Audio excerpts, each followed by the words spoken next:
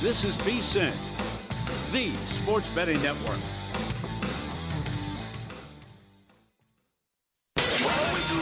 Follow the money. That's what I always say. You always follow the money. Yeah. This is Follow the Money with Mitch Moss and Paulie Howard On VSiN. Here we go. Welcome in. It is Follow the Money on VSiN, the sports betting network. Mitch Moss, along with Paulie Howard. We're live in downtown Las Vegas from the Circa Resort and Casino on a very busy Friday. There's a lot to get to. We have great guests today on the program, including Bob McCullough in studio coming up in 30 minutes in town for the Crown, but also legendary coach at Davidson, the man in charge when Steph Curry went there. Talked to him for 3 hours probably. Greg Peterson in 90 minutes, his best bets, Final Four preview. And former Florida Gator, won a couple of natties his time there, Corey Brewer, a little bit later on in the show. We're going to react to the NBA straw polls, plural, that came out earlier today. The NBA card overall tonight, another tanking parlay possibility that might cash, fingers crossed. And Paul, so as a gambling network, we have to start with this because we do have games like coming up right now in Major League Baseball. And that would be the first one in like 5 minutes is Reds Rangers. Singer is going against Mackenzie Gore in this game, who was pretty damn solid in his Rangers debut in his first start. Singer, like some K props here, he is projecting for 5.81 Ks at Opta AI, and Gore projects for 6.68. I will give you this. I saw earlier today, the Rangers as big favorites when they're minus 160 plus. Since 2023, 65 and 27 straight up, and 21 and 5 straight up last year. Most profitable team in that span, Rangers money line, that according to BetLab Sports. I don't have a bet in that game, though. I do have one in the Phillies-Rockies game. Okay, what'd you do? I like the Rangers. Yes. Oh, you do like the Rangers? Yes, Okay. I do. It's big with Gore, the price he's laying, but I do like him as well, and I like Seattle. Wu has put up good numbers against the Angels, and he had a huge performance against them last year. So, we're still waiting on some of these teams to get the bats going, and we might be waiting a while. But I think Seattle's worth a look and Texas worth a look coming up. Okay, yeah. To me, it was a game starting at 1:10 Pacific time, so 4:10 on the East Coast. It's at Coors. It's the Phillies and the Rockies. Nola goes against Lorenzen.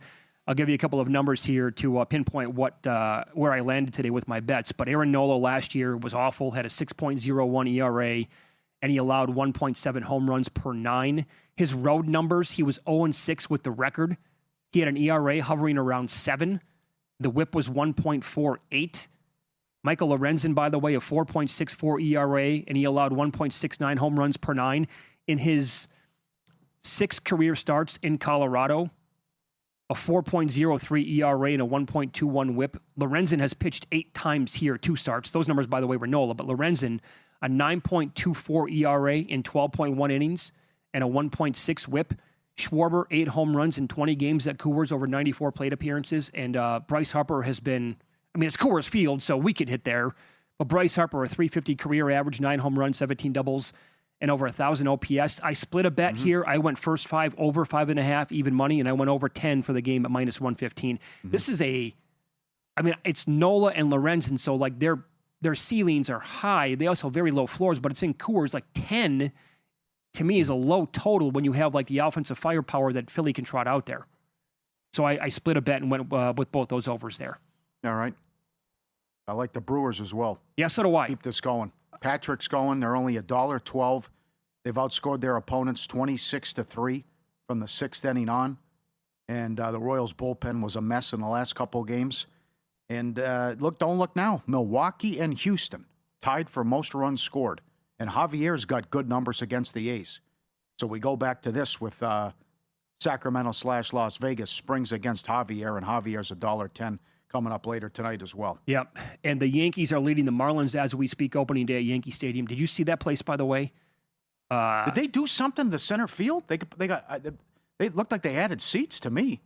And I also saw the fried ice cream, bucket ice cream that they got. That's all. They got a bucket of fried ice cream. Yes. I'm in for that. Check it out. But Ariel Epstein's there, by the way. I think she said that she's gone to 22 consecutive opening days at Yankee Stadium. The Bally's area near the park, I mean, they were packed in like it was New Year's Eve. I've never seen that for a baseball game before, like 3 hours before first pitch. They were just going crazy there. Guys, can we fire up the Matt Vasgersian from earlier in the week? Because he joined us on Tuesday, and Will Warren took the bump today from the Yankees, and now he left the game before he actually finished the 6th inning overall, but his K prop was 4.5 or 5.5, and 5.5 over was plus money, and this was Matt Vasgersian talking about Warren with us on Tuesday, previewing this game. Yeah, he's probably going to go Friday. The Yankees haven't announced that officially yet, but it's his day. My like of Will Warren began last year, and it's even stronger now because he changed his spot on the mound. He's pitching off the third base side of the rubber now, and it's created a whole different lane for him to attack the strike zone. You can see it when you watch him pitch, especially if you line up videos side by side, which we've done. You really see the difference. And he's a guy who had some strikeout totals that popped last year. He works deep into counts, and so a lot of times the pitch count prevents him from getting to 7, 8, 9 punch-outs. I don't know about as a futures play, but I think as a guy to watch for strikeout totals, especially when he's at home, especially in the daytime, and he might get a home day start on opening day on Friday against the Marlins team that'll swing and miss a little bit. He's a guy to watch every 5 days too. So hopefully you caught the show on Tuesday when Matt came on with us, filed that one away. We brought it up again, and Warren did finish with 6 Ks today. He went over all of his K props. Wow, that's the story of the season. In 7 games, they've allowed 8 runs. Yeah. They just been awesome with their pitching staff, and be a good win to go to 6-1 tonight. And congrats if you had the same game parlay. Judge went deep, Ohtani went deep. Now, the Dodgers absolutely mashing today. Oh, they got it going. Freeman went deep, Mookie went deep, Ohtani went deep. Ohtani's reached base 37 games in a row, I think it is now. So that was no sweat, winning 13-6, and Michaelis had nothing. Valdez was something, though. Yeah, he was for strong. sure. And they shut out the Cardinals, so they're back on track, snapping their 4-game losing streak. But let me point out a couple of system plays at vsin.com, courtesy of Steve Makinen. By the way, they went 3-0 yesterday on the show, the ones that we pointed out on the air yesterday. So here are the games that we have today, and a couple of those were already this morning, but they'll tell you how they the results came in already. Back teams with a better Steve Makinen bullpen rating and a starting pitcher rating if that team has an even or worse record. In the 2025 season, he found that teams with an even or worse record on the season, but showing a better bullpen rating per his numbers and starting pitcher, have resulted in units. You're up 48.41 units over that time, an ROI of plus 14%. The 2-year record on this angle is now up plus 83 units and 12.6%. The plays that qualified today: hello Tigers, hello Yankees, and still to come, the Mariners, the Athletics, and the Mets. And again, his system plays have been awesome so far, and Makinen absolutely crushed it again last year if you just specifically bet based on his bullpen ratings alone. That was one of them. One other angle today, or system courtesy of Makinen: teams with strong bullpens, and this would be one of them, a Makinen rating of 10 or higher with an elite starting pitcher of 20-plus or more per his numbers, up 30-plus units when not matched against the same. The angle brought in 12.66 units over the final 2 weeks of last year. So far this season, up about 1+ units. Texas, Seattle, and the Mets qualify for that tonight. Uh-huh. And what do you expect out of Griffin right away tonight for the Pirates? That I don't know. That's it's exciting, though. And I hope he delivers, and hope he's like McConaughey and gets off to a hot start. The other, you can fade these teams. The Reds and the A's tied for fewest runs. Guys not named Stewart hitting 155 for Cincinnati. It's been bad. Yeah, it's terrible. And the A's certainly with all the strikeouts, too. Another reason to back the Astros, and another reason to back Gore in Texas coming up, and that just started. Well, the Marlins get a tough task here, obviously, today and this weekend against the Yankees. But what do you have in your notes here about 94 win pace overall? Yeah, if you go back to June 13th, what they've done. Yeah. And we said it earlier in the week, they have more wins than the Yankees and the Dodgers during this stretch. So it's not going to work out today, but this has quietly been a great story, what they've done since June 13th going back. It feels like it's completely under the radar. Yes. And they get lost because, oh my God, they play in the big bad NL East where you have the Braves, the Phillies, and of course the Mets competing But who knows? I mean, I don't think I'd be shocked if they're in like the playoff mix come mid-August. As long as they didn't do the fire sale, before that at the deadline. So they got a lot of young dudes. In fact, they got one guy going today, Perez. He was on the mound today against the Yankees. He got touched up a little bit there, but overall, he's got some of the best stuff in all of Major League Baseball. Is this the day for the Mets? Can they break out of it? 1 for 32 last 4 games, runners in scoring position. Come on, guys. Well, that's... Let's go. Major disappointment so far, what they've done. What do you do about that? I mean, you just keep betting them again until they do snap out of it and expect like that can't continue? Or do you have to see it before? No, I'm keep fading them, Yeah. I like the Giants yesterday, absolutely. I mean, it's the same thing I always feel about the Reds. About the Reds and the A's, how bad they've been offensively and not doing anything. And I looked at some K projections for tonight. You mentioned Wu going. You like the Mariners. The Ballpark Pal website projects him for 8.2 Ks, and like 30% of the time he gets 10 strikeouts in the game tonight. I bet him before the season started to lead the majors in baseball. In strikeouts. So I did bet him over 7.5 at plus money in that game. Taking a shot there. Follow the Money is brought to you by ProfitX. Sign up today, make your first purchase, and earn a bonus up to $100 in bonus cash. Download the ProfitX app and use the code VSINMM. And some of those games that we just talked about are about to start with the first pitch. I think we had 4 going at 1:10 Pacific, and the other one was at 1:05. Coming up, win-lose. And the latest straw poll is out for NBA MVP and Rookie of the Year. All I can say is, wow.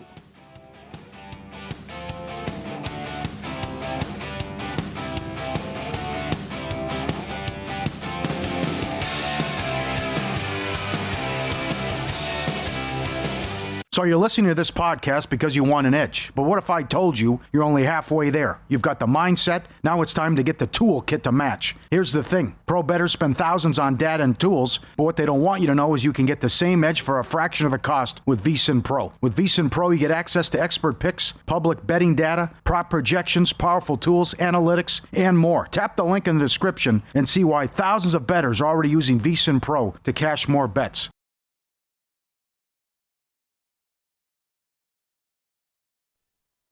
This is VSiN, the sports betting network.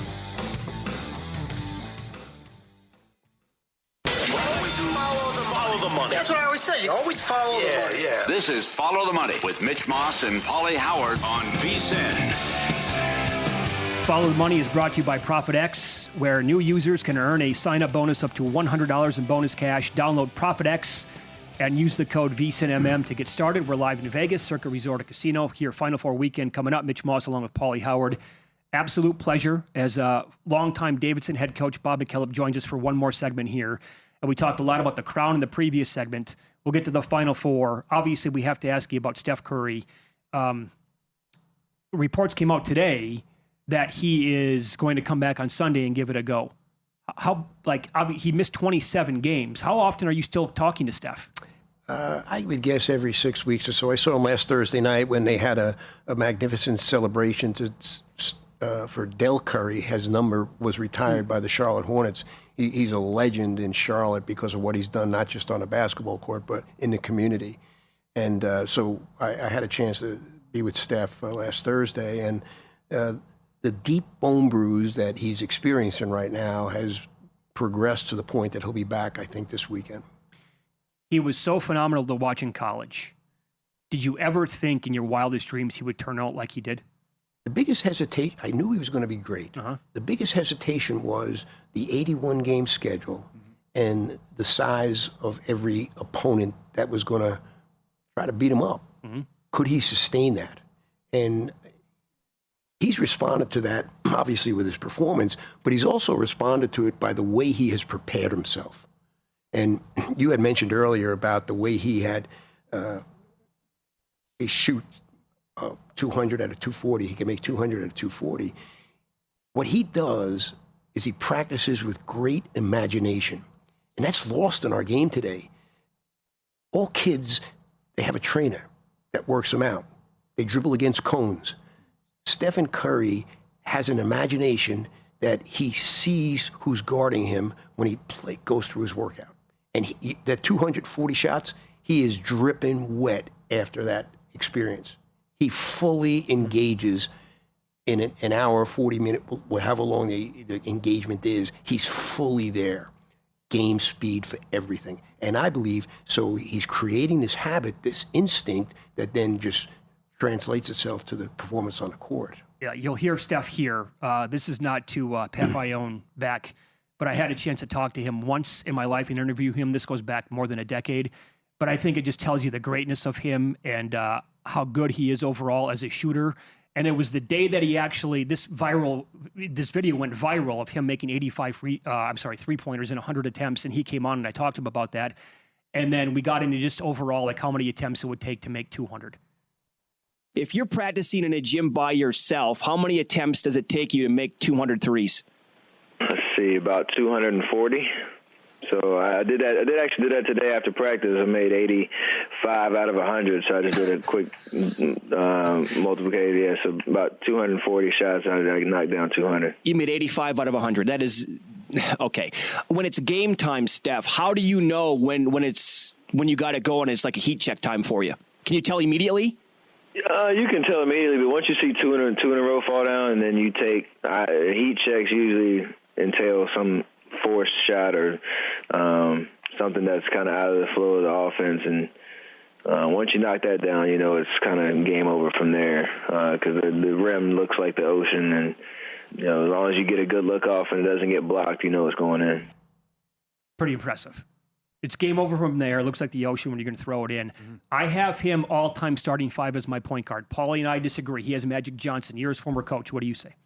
You know, he has changed the game so much, and because of that, I think he has to go down in the annals as being one of the greatest point guards ever. And he has changed the game, yes, because he's made three-pointers at an extraordinary level, but he shoots 90% from the foul line, and he shoots 70% on teardrops and layups. This guy has a complete game. But how many kids today can mimic him or try to mimic him? They see a average-sized human being who doesn't go up and dunk anything, yeah. But he plays the game with his shot and with his ball handling and with his vision. So I think he fits into that top five in that category. What no one talks about are what I think are his two greatest strengths. He has fast twitch eye muscles and fast twitch ear muscles. He sees not just where the ball is, but where it's going to be. He sees not just where the defender is, but where it's going to be. He sees the rim in a momentary look. And those fast twitch prepares him so well. And I say he has fast twitch ear muscles because he can live in the present tense by listening incredibly well, but still with his eyes be into the next future part of the action. And those are incredible gifts to have.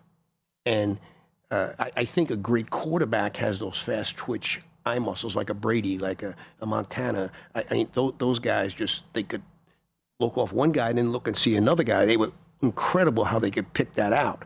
Steph does that on the basketball court. Oh, phenomenal answer. And the greatest shooter of all time, no doubt how he changed the game. Did the Minnesota Timberwolves reach out to you before the draft? Yes, they did. And we were just amazed that they took 3 point guards before Steph Curry. Ricky Rubio, Johnny Flynn, and who was the third guy? I'm not sure who it was, but holy Christmas. Yes. Holy Christmas is right. Yeah. You blew it. And we thought he was going to go to the Knicks. Man. There's a legendary Nick coach named Dick McGuire. No relation to Al McGuire. No relation to Frank McGuire, but the brother of Al McGuire. And Dick came to our practice. He was scouting at the time when Steph was a freshman, and told me afterward he's going to be one of the top draft picks. Well, he was right with that. It's Follow the Money here on VSiN, the Sports Betting Network. Longtime Davidson head coach. Obviously, he was there with Steph Curry, Bob McKillop, or Steph Curry was there with him, I should say. Right now with us on the program, the Crown is in town. How about the Final Four? I like the way they do this, by the way. The Crown plays the games in the morning and then early afternoon, right before they get the taste buds going for you, right? Little appetizer, and then you get the Final Four. All this talk about, people, and we're a betting network, so it's all people like, well, I can't bet against Dan Hurley because he doesn't lose in these spots, right? They're 1.5-point dog to Illinois. Who do you see winning this game? I think the memory bank for Connecticut is going to pay dividends for them. They've come back from a significant deficit when they recovered against Duke, and they had been smacked by a significant deficit against St. John's. They've got 2 championships in their back pocket.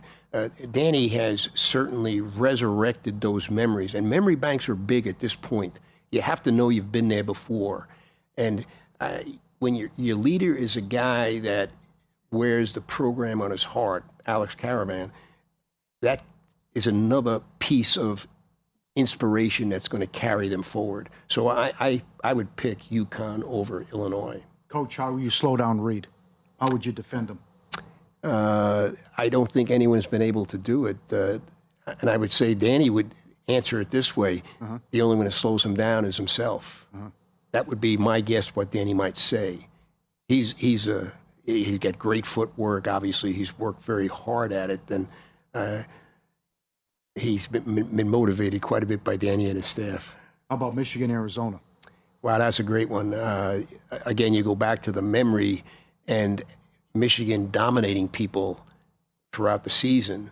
And now they had a share of close games as the season wound up, which they had not experienced up until maybe the last 2-3 weeks of the season. So I think they have that in their memory bank. Arizona's got 2 rookies, 2 freshmen that are going to try to be a big part of it, but they're so deep, and I'm going to take a gamble and say Arizona. Okay. Arizona. All right. So, okay, go ahead, Paul. Lloyd Stain, what would you do if you're North Carolina? Who would you call? Billy Donovan. Okay, I agree with Number 1 guy, huh? Yeah. What if he says no? I'm not sure they can get Dusty May from Michigan. Obviously, Tommy turned down it today. I don't know. Bill Belichick?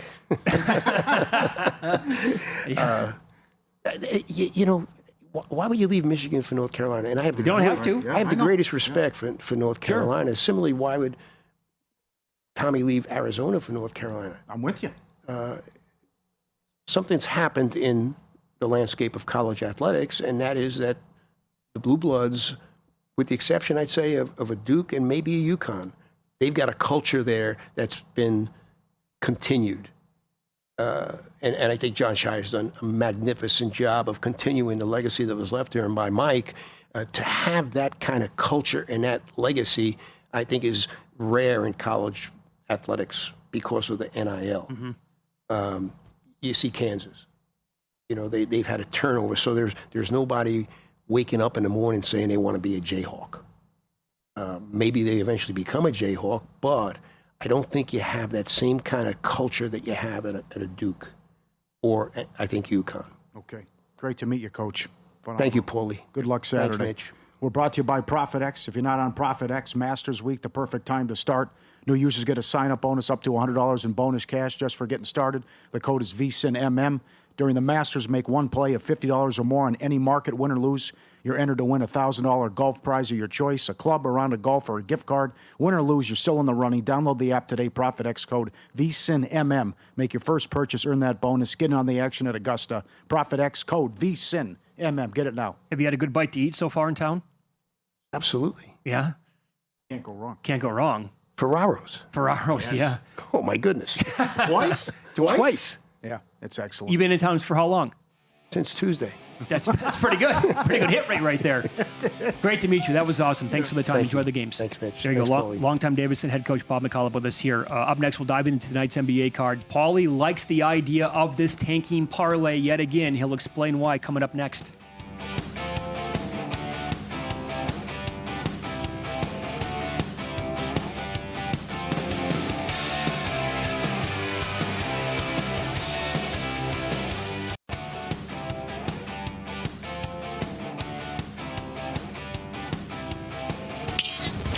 This is Follow the Money on VSIN.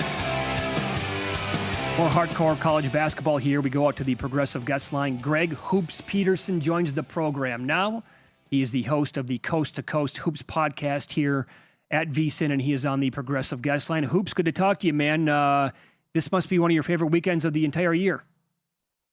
Oh, it's a great weekend because we've got ourselves such big college basketball games, and it's a changing of the seasons for me because when college basketball ends, baseball begins, so the cycle of life continues, so we get in some great action this weekend, and don't forget about the Crown and the NIT, some money to be made in those games as well. We'll talk to you about those games, but let's begin with the heavyweight bout tomorrow.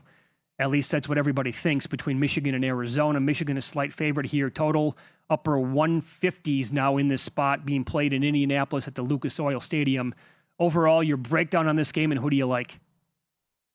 Yep, and for me, this is a de facto title game. These are the top two teams remaining in the field. Whoever wins this game is going to be the favorite against either Illinois or UConn. I would say by probably, I was thinking about 5 or so points, whoever wins this game, but I did make Arizona the slight favorite. Now, if you look at the absolute best of the best from both of these teams, I think that Michigan's best might be a hair better than Arizona's best, but I feel like Arizona's been the more consistent team all season long.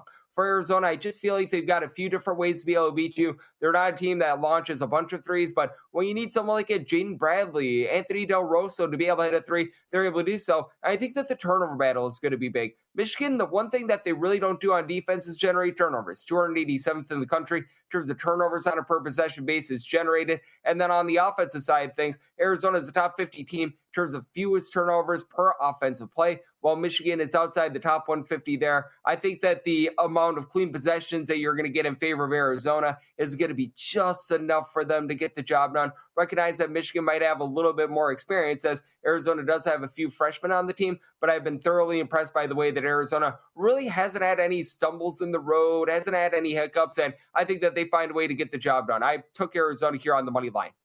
All right, I want your thoughts on the first game, and I know you have all the numbers, but do you go against Hurley, 17-1 ATS in the tournament? They don't get to the free throw line. Illinois doesn't give up free throws defensively. They've been so good in the tournament, shutting down VCU and Iowa. And Houston in their backyard. What do you think of the first game? Yep, this is going to be a fun one, and I mean, I just can't go against Stan Hurley. I took UConn here on the money line, mainly because with Illinois, they do such a good job in terms of not allowing you to get to the free throw line, but they also don't generate turnovers. There are 365 Division I teams, and they are 365th in terms of turnovers generated, both on a per possession and a per game basis. With UConn, they should be able to have Silas Demery be a little bit healthier in this game as well. He's dealt with ailment throughout the NCAA tournament, actually missed that first round game against Furman, was limited in the last few rounds. Getting 7 days of rest for him, I think, is going to be able to do him some good as he's a leader in assists with about 6 assists per contest. And for Illinois, they are the taller team in this game with the Avicic brothers, David Mirkovic, but Terrace Reed rebounded Furman all by himself in that first round of the NCAA tournament. Alex Caravan was on those two title teams of Dan Hurley, and with this UConn team, Braylon Mullins, who hit that big shot for them against Duke to be able to send them here to the Final Four, he's really been able to come alive for this team as well. With UConn, I just feel like they're a little bit more of a complete team here, and I think that they've got the coaching edge. So I went with UConn on the money line. These are two really slow teams as well, both outside the top 290 in terms of total possessions per game. And additionally, with Illinois, they take about 49.8% of their field goals from three. That is 15th in the country. With this being played in a football stadium, sightlines are going to be a little bit off. That hurts a jump shooting team. So roll with UConn on the money line and the under. All right. Well, the day gets started tomorrow with the Crown. We were talking about it earlier today with Bob McCullough, who is the longtime coach, was a longtime coach at Davidson. And we'll go 10:30 Pacific time out at T-Mobile Arena on the Strip. Oklahoma is a 1.5-point favorite over Baylor. And look at the total now, hovering around 158. Who do you like here? I do like that over. You've got two teams that have not played any defense whatsoever. Oklahoma and Baylor both outside the top 230 in terms of points allowed on a per possession basis, but I do lean to the Oklahoma side here. I just felt like they were the better team during the regular season, and they really didn't have anyone opt out. Nigel Pack is a guy that played in a Final Four for Miami a few seasons ago. You were able to pair him up with Xavier Brown, a pair of guys that average about 32 or so points per contest. with Baylor, they very much rely upon second chances. 17th in the country in terms of offensive rebound percentage, grabbing 35% of their misses as an offensive rebound. But Oklahoma's actually been okay with their interior defense. They're a top 55 team in terms of opponents' 2-point shooting percentage away from them. Really wouldn't want to go much past 1, but right now I'm seeing this line right around 1.5 with Oklahoma laying it. I'm going to be willing to lay the number, and anything below 159, I do like to the over. All right. How about West Virginia and Creighton? Pick them in some spots, 134.5. Yep, seeing a pick 'em, seeing some places with West Virginia being the 1-point favorite, and I feel like Creighton should be a slight favorite. This is much akin to those that do college football bowl season, where you want to be gauging motivation when it comes to these smaller tournaments. And for Creighton, Greg McDermott, he is going to be riding off into the sunset after this tournament. You have to feel like Creighton is going to want to try to send him out a winner. I think that that's big for them. Now, West Virginia has plenty of motivation as well. Ross Hodges in his first season, you know that he would love to be able to just build a little bit of a winning culture, be able to go into the offseason with some momentum. But I feel like the motivational factor helps out Creighton. And for West Virginia, I just can't trust them late in the game. They're outside the top 315 with their free throw shooting percentage at 68.4%. Creighton is a top 50 team at over 76%. And I've noticed this with West Virginia. Defense really takes a dive away from them. They allow 18.9 points more per 100 possessions away from home rather than at home. So with this total of 134.5, do like the over. And with Creighton, whether that be as a pick'em / a very, very slim underdog, taking them on the money line. All right. How about Tuesday night now? NIT championship. Actually, my dates are wrong here. This is on Sunday. Yeah, Tulsa takes on Auburn, and the Tigers are laying 4.5. Total is 160.5. Do you have a strong opinion on this game, Greg? By the way, very strange how they did the NIT this year, because typically they would go Tuesday and Thursday. Now we get this on Sunday, which we were going to have no games anyway, so I'm not necessarily opposed to it. But that said, I did set my number here at 5. I'm seeing some 4.5s. I'm seeing more 5.5s. If you put me between the 4.5 and the 5.5, I would take the 5.5. With Tulsa, Auburn has covered just 3 out of their last 16 games. They have really not been great against the spread. And for Tulsa, they're a team that's built around 3-point shooting. They were as ice cold as it gets to begin that game against New Mexico. Both teams had themselves a relatively rough shooting night. They found a way to be able to get the job done, and Auburn has just been ghastly on defense all season long. Entered into yesterday 294th in the country in terms of points allowed on a per possession basis. Tulsa's okay on the defensive glass as well. Someone like an Ian Schmeichel, even though he doesn't give you a lot of scoring, he does an okay job on the glass. And how about the job that Eric Conkle has been able to do? For Tulsa, I believe that they had won 33 or 34 games in their first 3 seasons under Conkle. They have gotten to 30 wins this far this season. I feel like they're going to want to try to go out with a high note. I don't know if they win this game outright, but anything above 5, I'm willing to take the points here with Tulsa. All right, follow the money here on VSiN, the Sports Betting Network. Greg Hoops Peterson, our guest on the Progressive Guest Line. You mentioned transitioning from college basketball into Major League Baseball. It was busy today with day baseball, but we still have, I think, at least 5 games to go yet tonight. And you do the write-ups every single day at VSiN.com. Do you have a bet or two that you still like coming up tonight? Yep, absolutely. I am in on the Oakland A's, or I should say the Sacramento A's now, on the money line with Jeffrey Springs going. He had a little bit of an up and down season with the A's, and keep in mind, that ballpark was giving up runs upon runs last season. And Christian Javier for the Houston Astros, he's just been banged up the last few seasons. When he was on the road last year, he was posting up a 7.11 ERA.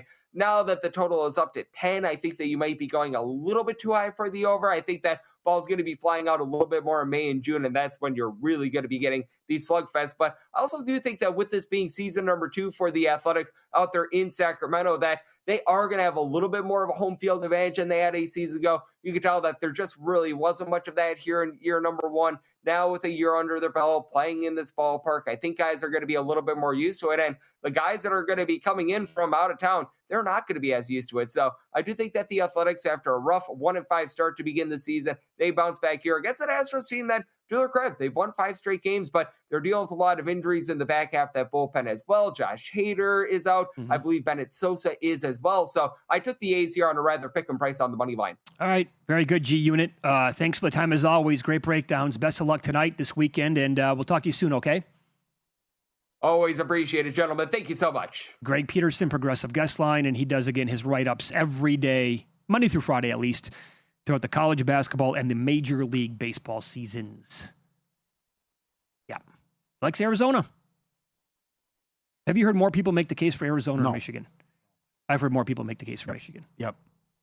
A lot of people don't know what to do with the first game. I've definitely heard more people make the case for UConn in that game. Yeah.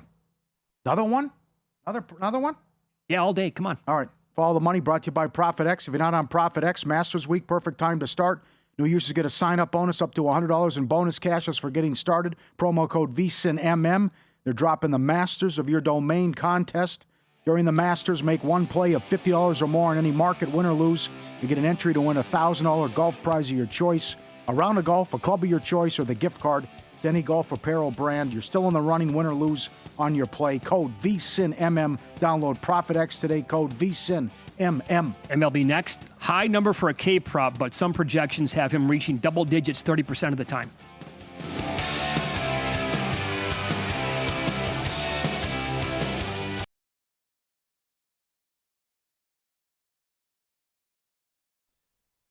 This is VSIN, the Sports Betting Network.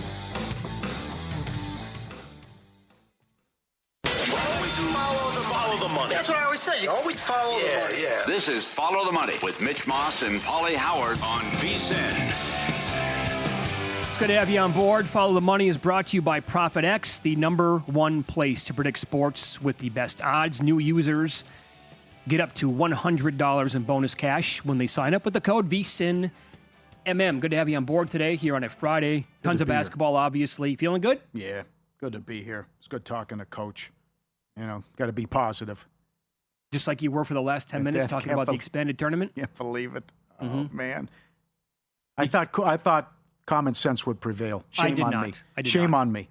Well, they went heavy, too. Going to go to 76 teams. We talked about the breaking news. We don't know when, but it's leaning in that direction. And what do you say they're going to announce it when this tournament's done? Yeah. Ross Dellinger was on this Yahoo Sports, who was Sports Business Journal and all that, too. Ace reporter there on duty. Yeah, he's aces. No doubt. We had a power outage in downtown Minneapolis, so they extended the $2 beers and happy hour snacks through the second inning. Guy who covers the Twins says it might be the loudest ovation all season at Target Field. You met the listener out here from Chaska, from Minnesota? He's like, the fan base is disgusted with ownership. I mean, Paul Charchin did that on Twitter the other day. Oh, yeah. I don't think you can watch the games again. Yeah. I mean, it's a fiasco what's going on. Right. Here's some news, too, just in. Shams Charania, ESPN. No. Yep. Luka Doncic is out indefinitely due to a left hammy.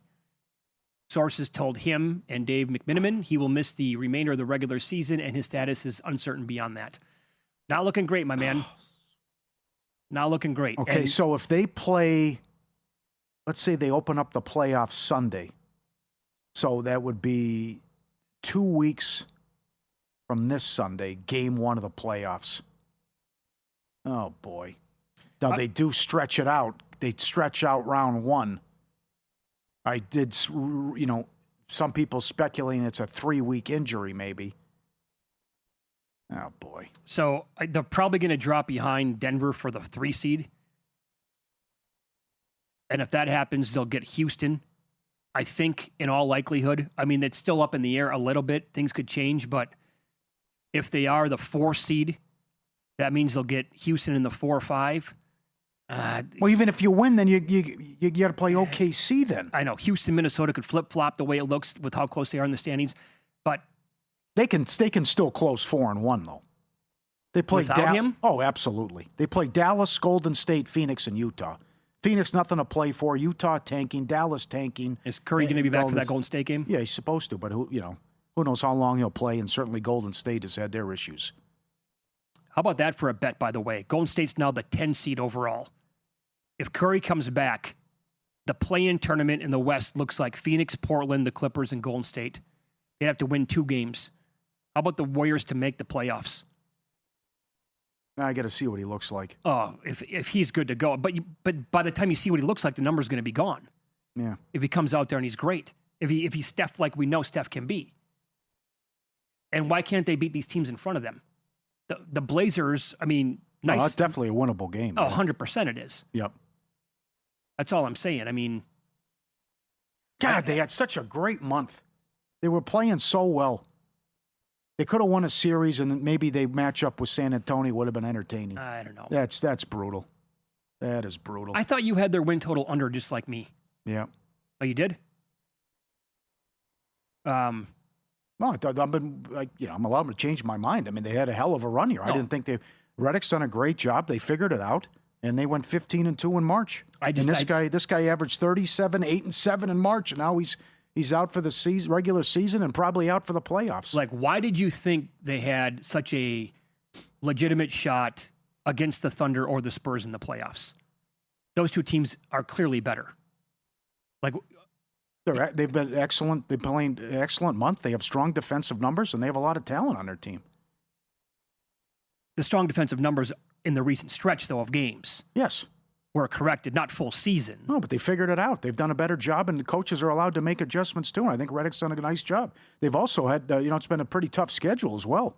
They blasted the Knicks. They beat Houston twice on the road. The only two losses in that stretch were at Denver and at Detroit. Nothing to hang your head about.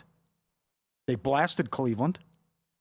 I would just say that they beat Denver at home. I mean, certain maybe Oklahoma and OKC and San Antonio are so good and head and shoulders above these guys, maybe, but they match up well against Denver. And it didn't go well the last time they played against the Spurs, but it also was a different Laker team. Well, I would just think that overall, the talent in the Lakers is not close to Oklahoma City, and it's probably not in the same ballpark as San Antonio either. And that's why over a 7-game series, I just cannot imagine that team beating either one of those teams. Well, it'd been fun to see. At least give it a shot. It would have been entertaining basketball. And now I don't think we're going to get that. I don't want stars to be out. Well, I certainly never want that in any sport. That sucks. Boy. They went 3-0 against Minnesota, 3-0 against Houston, and they won the season series against Denver. That's why I thought they could at least put up a fight in the second round. I'm trying to think, like, if he's not healthy, of those teams that they're right in that group with, how would it go without Luka in a 7-game series? Mm-hmm. The team that I'm down on the most is Houston. They can win that series. The Lakers could without Luka? Yeah. That's it, though. I don't think they could beat anybody else. Yeah. Yes. Yeah. But because Reeves is talented, LeBron's had a nice March. Hachimura's got good numbers. Smart, by the way, I think has to be back. You have to have right? Smart. Yeah. Has to be. Yeah, they can't. They have issues defensively without Smart, too. No doubt. He certainly helps out. And to me, the Rockets are just I drew a line through them months ago. Oh, yeah. Everything's can't defend. I can't trust them for a second. Late game offense is horrendous, and there's bad chemistry. Yeah, and every time, horrible chemistry. Every time, for what it's worth, when Durant goes to the free throw line in a big spot late, like a 90% free throw, just all of a sudden bricks. Like, KD, what the hell's going on? Over and over again? Well, they get along, too. There's strong chemistry with this team. And maybe that happened at the deadline.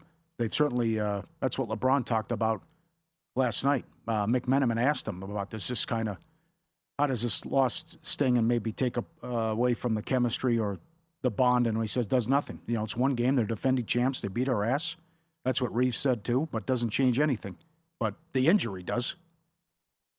No doubt. That's brutal. Damn. The last straw poll of the season came out today, and it is all over with. SGA got 88 first-place votes. For those who don't know, Tim Bontemps does this every single year at ESPN, and he puts out 2 or 3 I think it's 3 in the regular season, and it has been a pretty damn accurate guide to tell you what's going to happen. And some books were late to move because this thing has been money. I mean, he's talking to voters. So and they're not all voters. Uh-huh. Some of them are. But when I woke up today and this poll was already out, the numbers were still easily bettable for SGA, and I couldn't believe it. And Knipple, I'm like, did they not see the straw poll? Right. And now forget about it because both guys are, well, at FanDuel anyway, they were both minus 2,000 or higher earlier today. Here, this is DraftKings now. SGA's minus 1,600. Like Caesars was hanging $8, and it kept it there. Then they went up to 1,800. So you could have grabbed it there as well. And then as a special bonus, he did Rookie of the Year, and this is also a blowout. So great job by Geltzeiler and also Henry Abbott from True Hoop. It was on that they are right that they thought it was a blowout and shouldn't be that close. It was 80-20 Knipple, and Knipple in one day went from minus 260 to minus 2,500 for Rookie of the Year. There you go. That's good news because he deserves it. And he does. I will say that, and it put me on that parlay yesterday. part of the reason why I bet that is because when we brought on Henry Abbott, who doesn't have a vote, and he made that strong comment. He's like, look, I really haven't been following it, but I knew you guys wanted to ask me about it, so I did some research. And he goes, it's not even close. I mean, it really isn't. And then Brian Geltzeiler, who has a vote, comes on NBA Sirius XM radio, and he's basically said the same thing, right? Didn't he say it was kind of not even close with us earlier this week? Yeah. Yeah, it was all Kneppel. So, okay, I'm picking up what they're putting down. Let's get creative here. I did not anticipate this, though, with SGA having a first-place lead of 88 votes overall to 8 for Wembanyama. I thought it was going to be closer than that, Paul. Disappointing. As did I. The other thing why it's convoluted and you get conflicting reports, Wemby gets credit for the NBA Cup title game. Okay. So that's why he's allowed to miss 2 more games when you look at it. Well, thanks to Corey. What do you think Wemby opens up next year to win the MVP? Even money? Wow. That Brian Windhorst comment isn't outrageous, that he should be most improved. Because remember, we were talking on air and going back and forth on social media last year on Christmas when they played the Knicks in the Garden, and Wemby lit it up. And you said, you're not going to find him 100-1 long to win the MVP. Right. And then look how he improved and dominated. And as we said earlier in the show, this is scary come playoff time. What are his numbers when he plays most of the game and logs more minutes? Because he's not doing that in the regular season, yet he's still putting up these ridiculous numbers. Yeah, when he goes from 28 minutes a game to 37 all of a sudden. Uh-huh. It's going to look pretty good in the old box score. I can't wait to see what his props are going to be like for the playoff games. Especially like as they get deeper into the playoffs and they have to play better competition. I mean, it's just silly. I mean, to think it's taken him 8 minutes to put up a double-double and how he's getting 35 and 14 on accident. And the other day that paid 9-1. That's an average game for him. Sure, right it is. now. Yeah. He is, by the way, it's all fun and games until he turns into Shohei Ohtani, which is going to happen. I'm quite confident in saying that. Ohtani, odds-on favorite to win the MVP before the year started. He went deep today. Wemby's going to be the same exact thing. We're brought to you by Profit X. If you're not on Profit X, Masters Week, the perfect time to start. New users get a sign-up bonus up to $100 in bonus cash just for getting started. Code VSINMM. Next week, Masters of Your Domain contest. Make one play of $50 or more in any Masters market. Win or lose, you're entered to win a $1,000 golf prize of your choice. Download the app. Code VSINMM. Make your purchase. Earn the bonus. Get in on the action at Augusta. Profit X. Do it today. Code VSINMM. In Pocket Plays coming up next on Follow the Money. It's VSiN, the Sports Betting Network.